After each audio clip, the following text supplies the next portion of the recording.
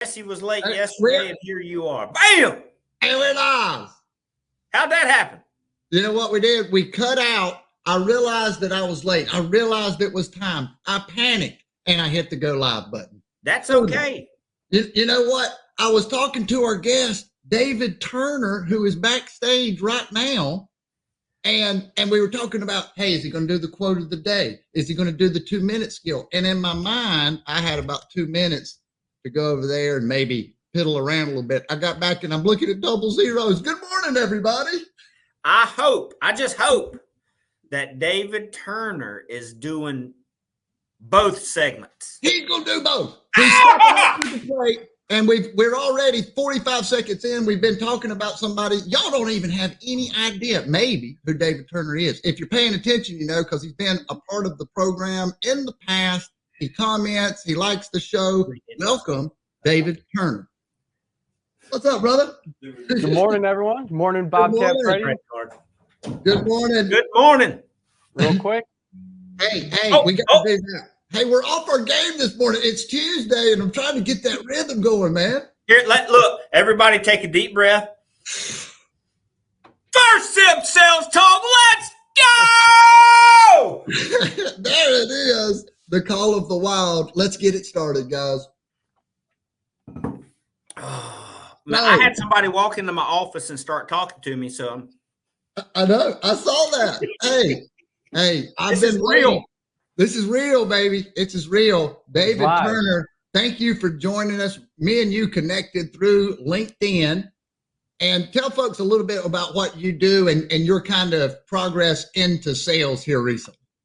Yeah, so I started as a technical course writer for the past 8 years, developing online manufacturing training for, OEMs, tier 1 suppliers, tier 1, all the way down to tier 4, and recently switched to sales. So now I'm selling the product that I used to help create. So I get to be involved with customers, and that face-to-face interaction is amazing. I love it.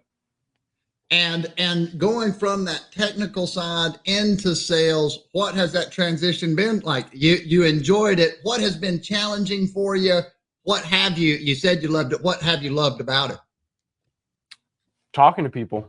Yeah. Before, you're sitting there, you get to type all day. And I think I realized when I started my landscaping company how much I like talking to people, figuring out their problems, trying to solve them. Yeah. The challenge is getting people to talk to you, because if they don't know what they need, it's hard to get that conversation initiated. It is. It's hard to get that. Go ahead, Freddie. Does it make it easier that you know that product inside and out? You help create it. Is it easier to present it to the customer? Sometimes it makes it more difficult because I see the benefit because I created it, but trying to, push that on someone without being pushy or persuasive, just like showing them some facts. That's the challenge because it's an art form. Yeah.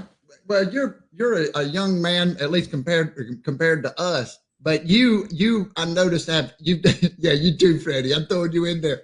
But I know you're doing the landscaping, and I always did landscaping when I was younger. What is it that you like about landscaping, and how does that maybe help you in your day-to-day job?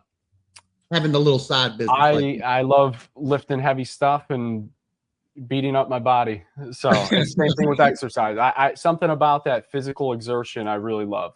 Absolutely. And when you're getting paid for it, maybe getting a little sun. I used to love that. And like you say, talking to people and you can have some quiet time to think. And I know you seem to be kind of introspective on some of your LinkedIn posts. Are you a thinker? I try to be. I don't know if I think well, but I try to be at least. Well, in the landscaping world, you also get to start a project, finish it, be proud of it. The customer gets something that they wanted. It's a nice feeling. Absolutely. Hey, and it's nice because then when you're sitting down, you kind of think, you reflect on, well, I'm not pushing around gravel all day. I can get through this. No problem. Yeah. Absolutely. So I did talk to the producers. We had a little bit of change. We're going to see if some of you regulars spot this one. Okay. This was one of the things. This is one of the reasons we didn't have an intro this morning. Quote of the day. Quote of the day. There it is. I nailed it. I think I nailed it. And 100%. that's you, Daniel, right? Yeah, that is me.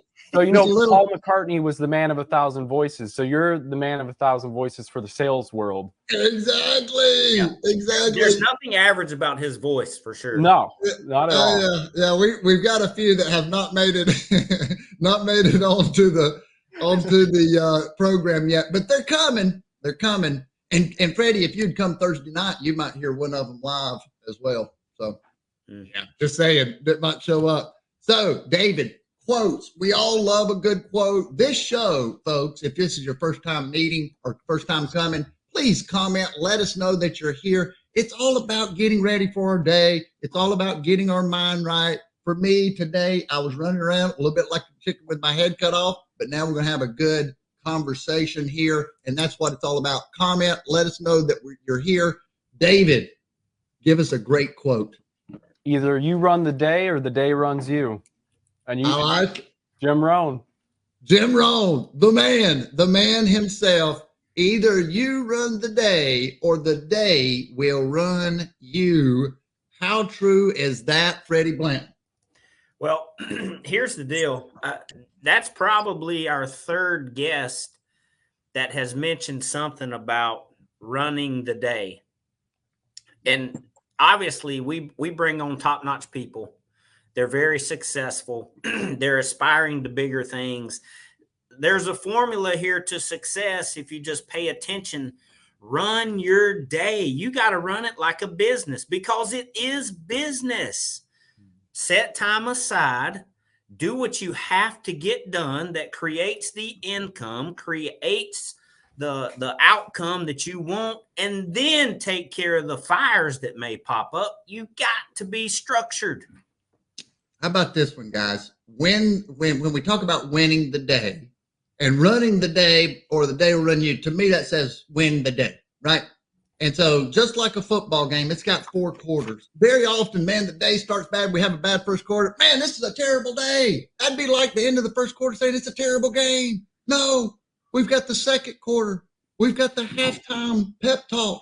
You got the third quarter. You got the fourth quarter. You can have a great ending of the day and make up for a bad day. It's always very granular. Win your day. Break it up into quarters. Hey, by 10 o'clock, man, I'm not feeling it. Okay, what needs to change, right? I think we wait too long, and the older I get, the more I see, man, it's not only is your life not over, your day ain't over.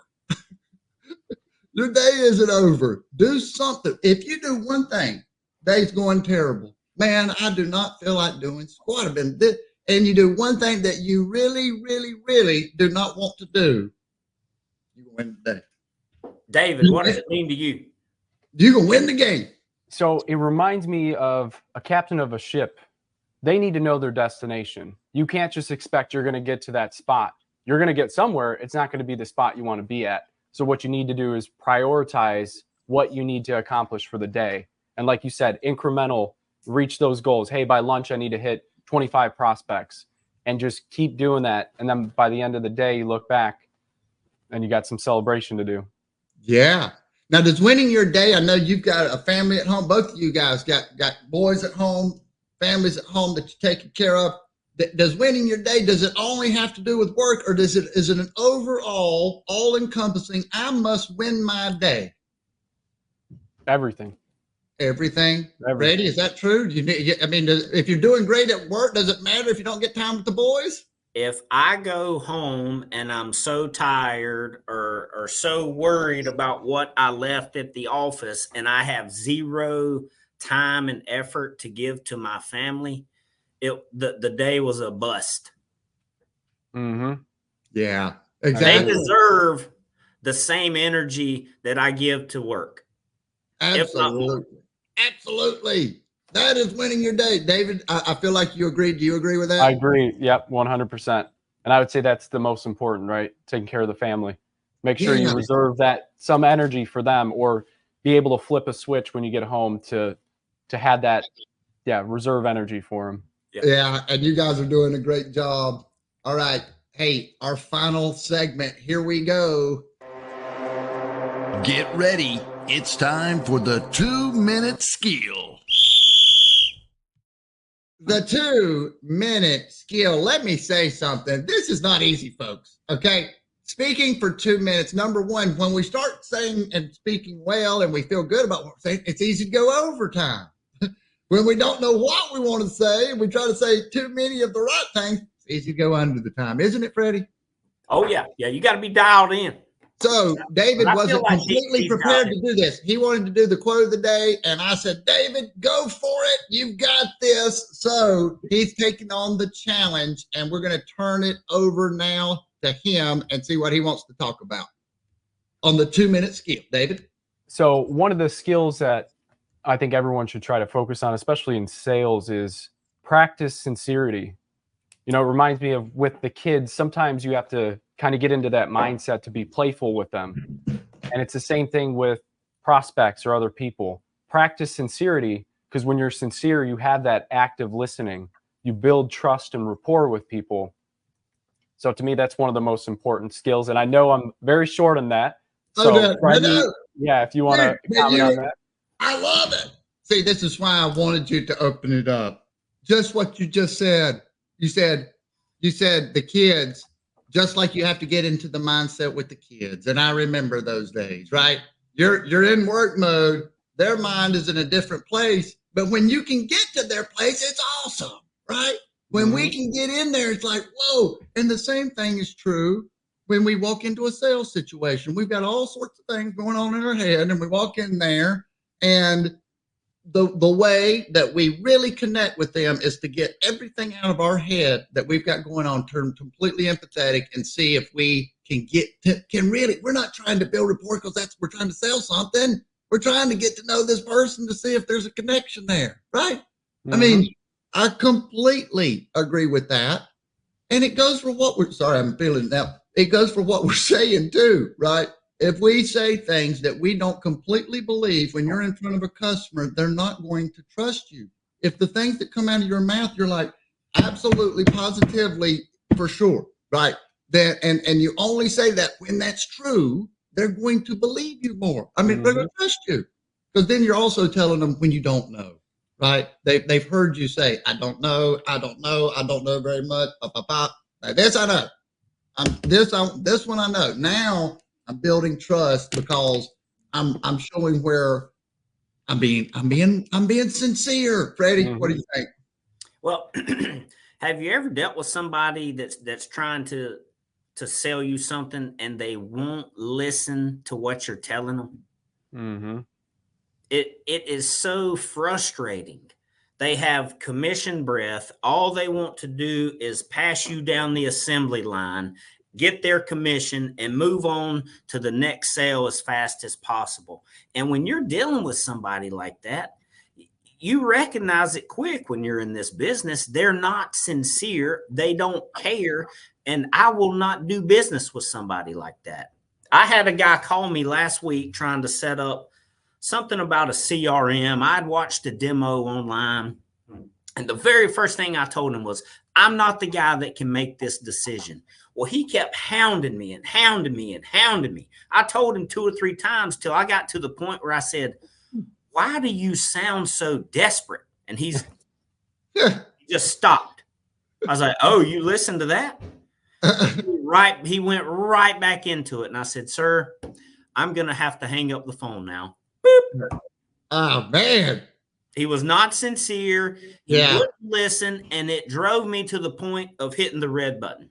Yeah, and I know as a salesperson, for me to hang up on a salesperson, man, they've got to really be getting on my nerves. I mean, I will grin and bear it for a long time, but it is painful. Do you say things when people are? I mean, you did there, David. When folks are, I know you're a little bit in a different stage there, but when folks are talking to you, are you know, what do you say to a salesperson that's getting on your nerves? There's the question. How do you treat salespeople? Probably similar to Freddie, very respectfully, but you just got to tell them, hey, you know, look, I'm not the right person for you, and you know, you're hounding me a little bit, so I'm gonna let you go. There you go.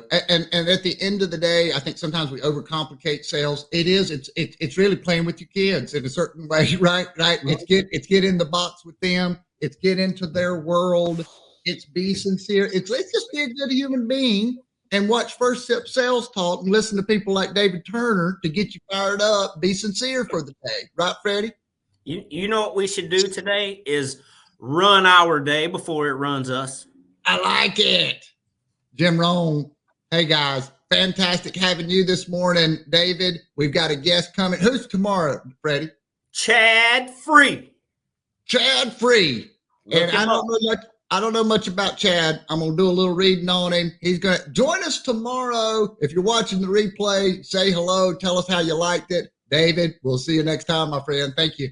Enjoyed it, David. All right. Thank you, guys. Later. Have a good one, everybody.